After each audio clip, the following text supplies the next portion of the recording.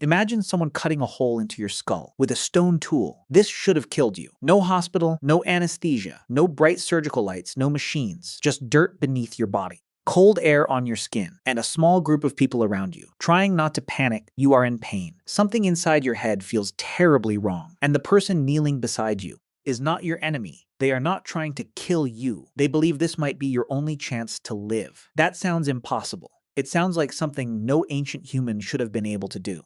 And yet, thousands of years before modern medicine, humans were already opening skulls, and somehow, some of the skulls they opened began to heal. This should feel impossible, because when we imagine surgery today, we imagine control, clean tools, bright lights, trained hands, medicine to stop the pain, machines that can see inside the body. A room built to keep death away. But ancient humans had none of that. No hospital, no x-ray, no modern anesthesia, no electric light, no sterile operating room. This is not the version of ancient humans most of us were taught. We learn about stone tools, fire, caves, hunting, survival, but almost no one imagines ancient people attempting surgery on the skull. Technically, this was not brain surgery the way we imagine it today.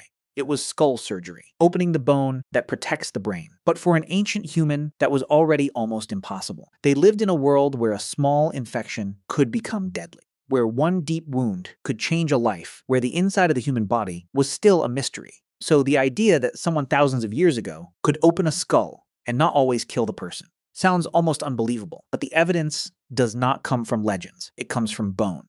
At first, these skulls looked like evidence of violence. Maybe a weapon, maybe an accident, maybe damage after death. But the closer archaeologists looked, the stranger they became.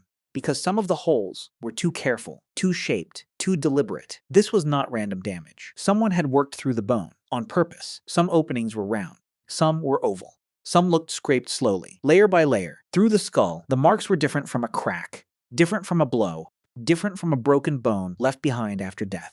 This ancient practice is called trepanation. It simply means opening the skull by scraping, cutting, drilling, or removing a small piece of bone. And this was not found in only one strange place. Different ancient people in different parts of the world seem to have tried it, which makes the mystery even harder to ignore. Because this was not just one unusual skull, not just one desperate accident.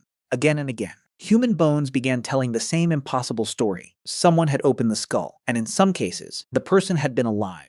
But here is the part that changes everything. Finding a hole in an ancient skull is shocking, but a hole alone does not tell the whole story, because if someone died immediately, the bone would not have time to react. It would remain sharp, raw, unchanged, a wound frozen in the moment of death. But some ancient skulls show something different around the openings. The edges are smoother. The bone looks remodeled. The body had started to repair itself, which means the person did not die right away. They lived, maybe for weeks, maybe for months, maybe even longer. And this was not just one strange miracle. In some places, it happened again and again, which means ancient humans may not have been guessing completely blindly. They may have been learning from pain, from failure, from the bodies that survived. So the most shocking part is not the hole. The most shocking part is the healing around it. Once you understand that, the story becomes much harder to dismiss. This was not only fear, this was not only ritual, this was not only desperation. In some cases, someone had enough skill, enough patience, and enough courage to open the skull of a living person and give them a chance to survive. So why would anyone do this? Why would an ancient person look at a human skull and decide that opening it was the answer? The truth is, we cannot know exactly what they were thinking. No one left behind a written explanation. No ancient surgeon wrote down the reason. No patient described what it felt like. All we have are the bones, but the bones give us clues. Some people may have suffered head injuries. A fall, a fight, a hunting accident, a blow from a weapon, a skull could be cracked, pressure could build, pain could continue for days. The person might become confused. They might shake. They might act strangely. And to the people around them, it may have looked like something was trapped inside. Pain, pressure, a sickness, a spirit, a force they could not see. The easy answer is to say they were only superstitious, that they did not understand the body, so they opened the skull out of fear. But that answer may be too simple, because if some people survived, then someone had to be careful. Maybe opening the skull was medicine, maybe it was ritual, maybe it was both. Because in the ancient world, healing and belief were not always separate, but whatever they believed. One thing is clear, they did not always walk away. Sometimes they tried. With the tools they had, with the knowledge they had, with the courage they had, and maybe that is the strangest part. Not that ancient humans misunderstood the body, but that even with so little certainty, they still reached for a way to help. But surviving the cut was only the beginning. Because the moment the tool left the skull, a new danger started. The person still had to survive the days after. They had to lie still. They had to be protected. They had to be fed. Someone had to bring them water. Someone had to watch the wound. Someone had to keep them away from dirt, insects, cold, and danger. A person recovering from this kind of injury could not simply return to normal life. The next morning, they could not hunt, they could not travel easily, they could not defend themselves.